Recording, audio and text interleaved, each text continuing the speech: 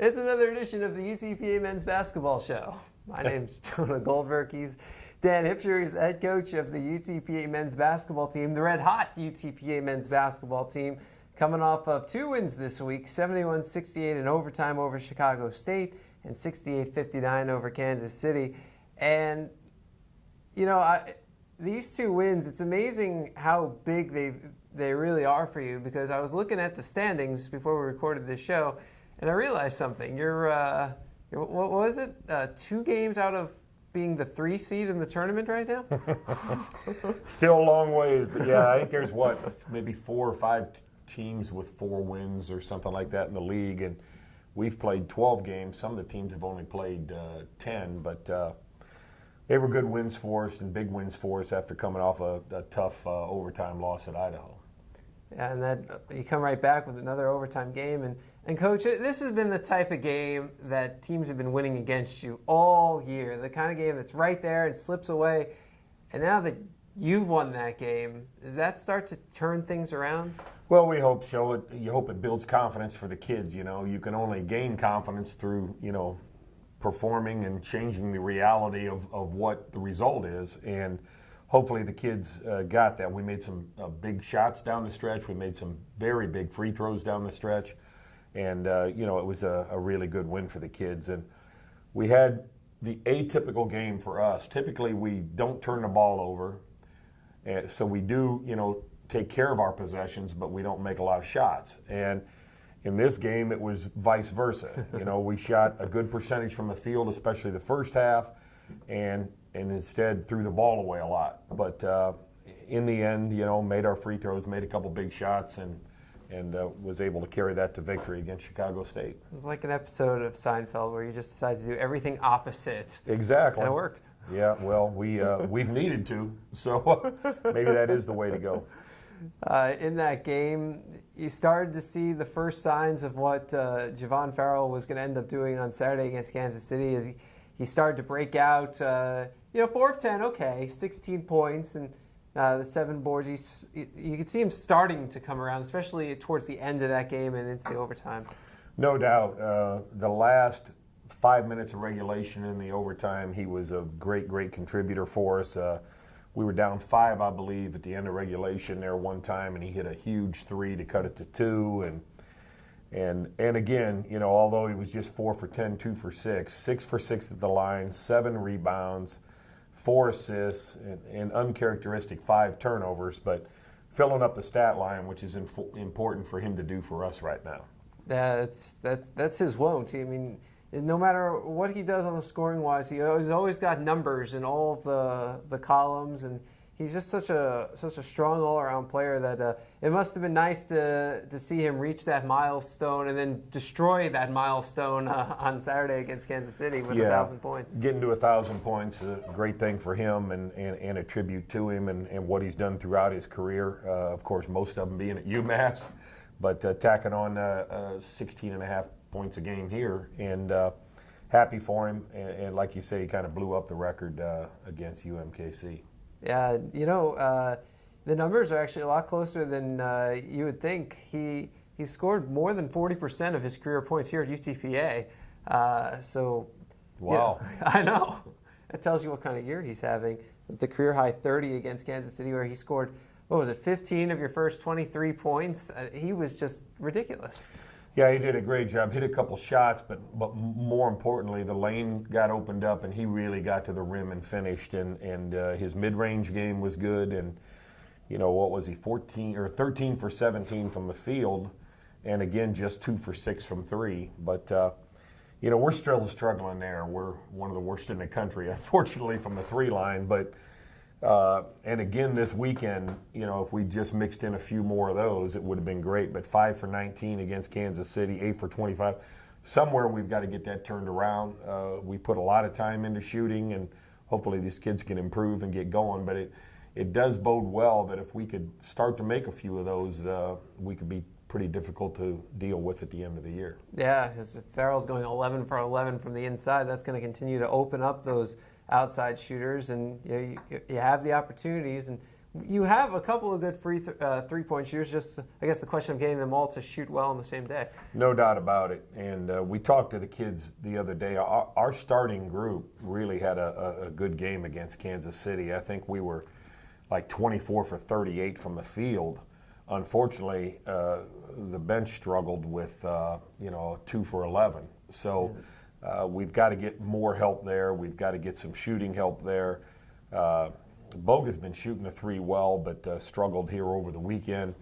And then, we're searching for somebody. We've tried Johnson, we've tried McIntosh. We may try a few others to try to get somebody. Because, Jonah, it's hard to continue to drive if you can't open up the spacing on the floor. Kansas City, Chicago State is a team that Javon and Boga can get to the rim a little better on because comparative size-wise, they're more like us.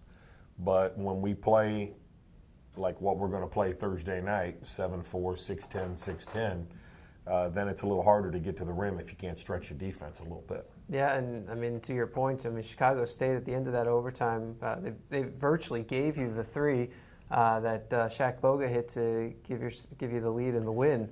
Well, Majewski made a great pass. He got reversed out from Shaq Hines, I believe. Mm-hmm. Majewski could have took the shot, but he saw a better shot for Boga, moved it to Boga, and Boga, like you say, had a wide open shot. Had a guy running at him a little bit, but huge shot for us, and then we did a pretty good defensive job not giving one up to tie it there at the end. But Shaq Hines, just going back to mention him too, 12 rebounds against Chicago State, 3 offensive, 9 defensive. 4 assists, 5 for 7 at the line, hit a couple big ones late in the game to tie it. So really playing well, and again, didn't have huge numbers offensively because of the way the defense played him, but averaged almost 9.5 rebounds a game over the weekend. Yeah, and I know that was something that you'd been looking for him to do a little more, get in there and get those boards, and now he's cleaning up. Yeah, we want him to get in there, get those, and then get fouled a little bit more, get a little more contact. He's shooting 52% from the field, so he's doing a good job there.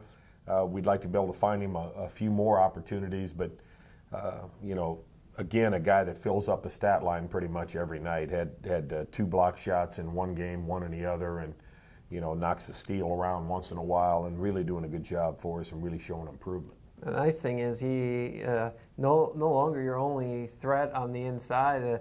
These last few games, it really started probably before these two, but Josh Cleveland. He was 8 for 9 from the field this week, and he grabbed 17 rebounds while scoring 24 points. And the best part, now he had his 4 fouls against Chicago State, but that was in 39 minutes, and then Kansas City, 1 foul. Yeah, that's rare for Josh, and he's finding a way to guard without fouling, which is important for us. And like you say, he averaged 12 points a game over the weekend, and 9 rebounds or 8 or 9 rebounds. And it's funny, I got on him in the first half of the second game because I went to the stat sheet, and about 13 minutes into the first half he didn't have a rebound. So kind of jogged his memory on that, and he went right out, got a couple, and then finished with 8. So but doing a good job, better job, catching the ball, finishing around the basket, and making his free throws is huge. Yeah. Was he 5 for 6 and 3 for 4, I think. Well, we've had times during the year that, we've lost games where we go up to the line late in the game, miss 3 or 4 in a row. And Josh, to be honest, has been part of that and shouldn't be. But again, he had some confidence going, and now hopefully that carries on for him. Is it just as simple as confidence and not just throwing up 7,000 shots in practice? Well, he gets his free throws in practice and that, but there's a difference between shooting 100 free throws in practice and the pressure free throws we try to put on him. And we do them daily, and he has grown in that area. But until it happens in a game, it's different, And the same for Shaq Hines. He's struggled at times, but those 2 big ones the other day I know meant a lot to him and his psyche also. So it's good to see it, and confidence is gained through performance. And going back to minutes, you mentioned it. We got 43 minutes out of 45 on Boga on the Chicago State game. Shaq Hines played all 45.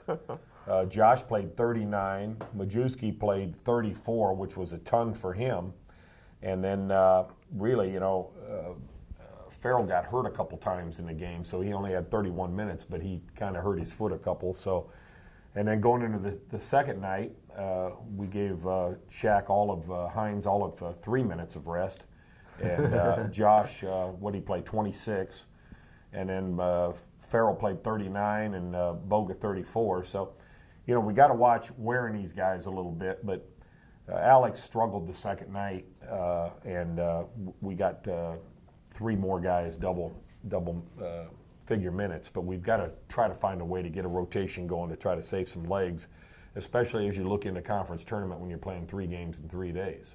Yeah, and to that end, in a way, what you did this past weekend could actually be a good thing because it'll help to build up that stamina going into that tough stretch. No doubt about it.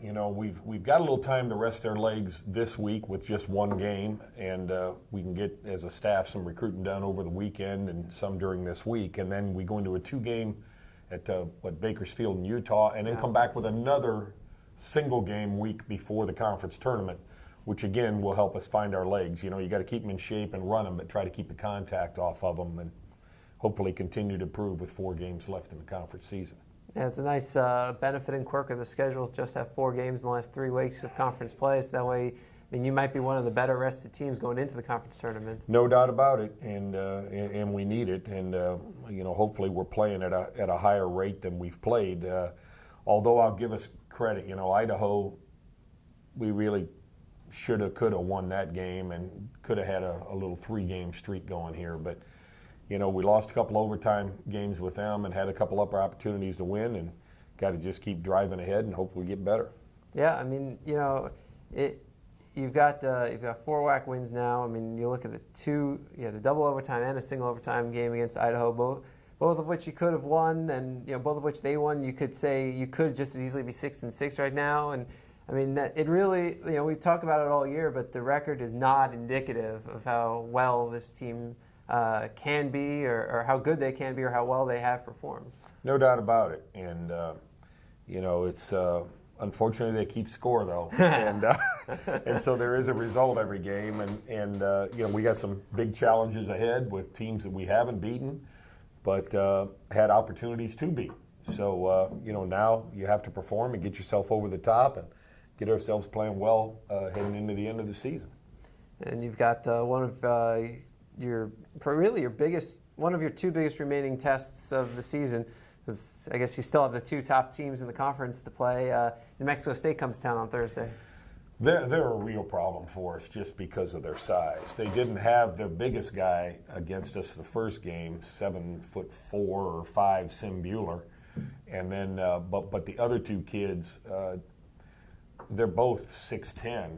And we just couldn't get a rebound over at their place. We never really got them stopped because through the effort we have to put into defending them and then trying to get a rebound and try to perform on the offensive end against them, the defensive end is a real struggle, and we never got them slowed down. They're very fast in transition. Their guards are very athletic, long, do a great job, and then their posts are just gigantic and physical. So it's much like Seattle has been a hard matchup for us. New Mexico State's very difficult also.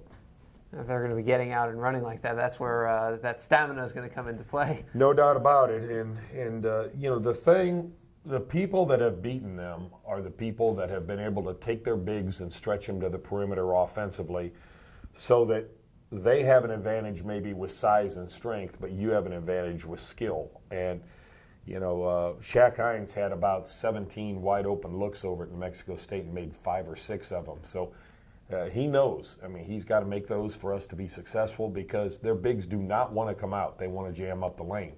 So we've got to try to stretch them and do a good job with that. So is that, against Kansas City, it was pretty clear, go to the basket. So game plan different for Thursday? Well, it's a little different, yeah, because when you get in there, I think I don't have the stat sheet, but they had to have close to 10 blocks against us the first time, and some of them were quite impressive.